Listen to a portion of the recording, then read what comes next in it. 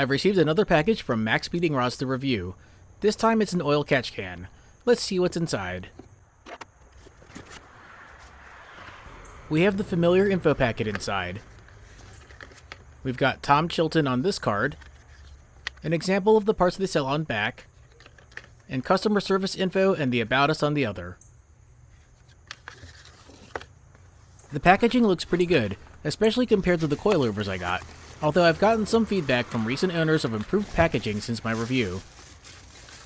Let's take a quick look at this catch can.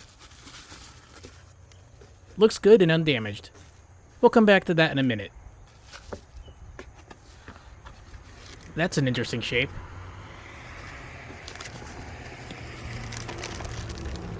They give you 3 meters of nylon braided hose. This should be enough for typical installations. We have various fittings in this bag. The drain valve for the bottom of the catch can. And this should be the breather. Let's get these unwrapped for a closer look. The breather looks to be good quality outside and in. It sits on top of the catch can like this. The drain valve looks straightforward. Just spin it counterclockwise to open it and expose the drain hole. Now I wish it had some sort of nipple to attach a hose on the bottom. You'll either want to replace the valve or make sure the catch can has a clear path under it to the drain pan. Looks like we have 3 different pairs of 10AN fittings, all individually packaged. There's a straight fitting,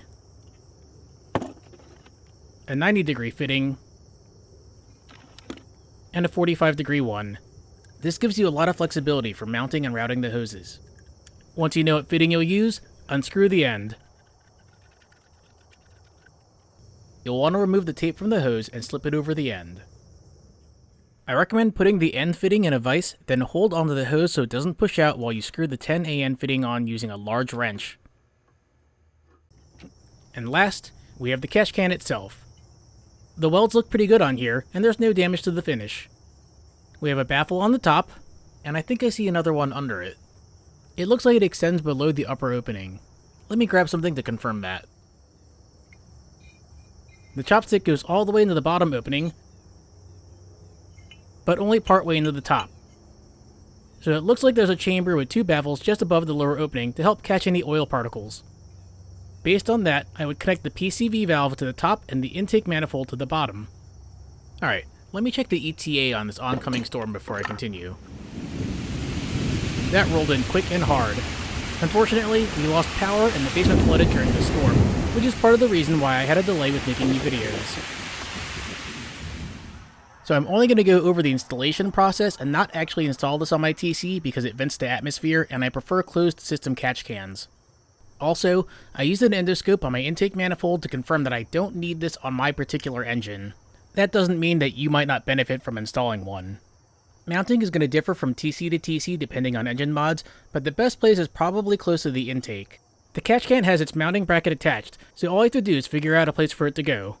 If you can get a new drain valve with a nipple for a hose, that'll give you more flexibility. Speaking of hoses, don't connect it to the one coming off the top of the valve cover. You don't want to suck in unmetered air after the mass airflow sensor. The actual hose you want to install this on is underneath the intake manifold, and the easiest way to get to it is through the passenger side wheel well.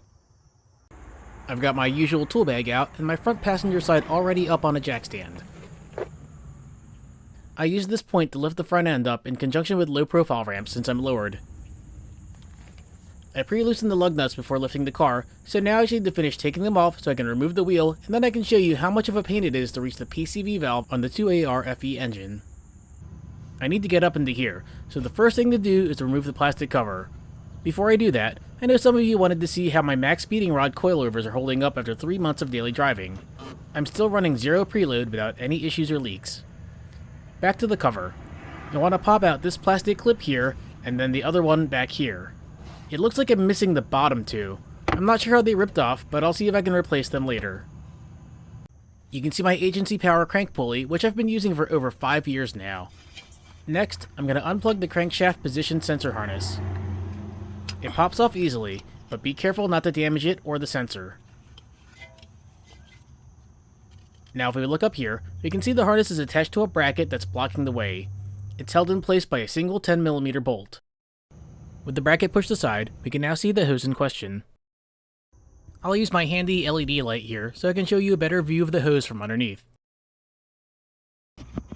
Here's the PCV valve. Just pull the hose off here and on the other side and install the new hoses.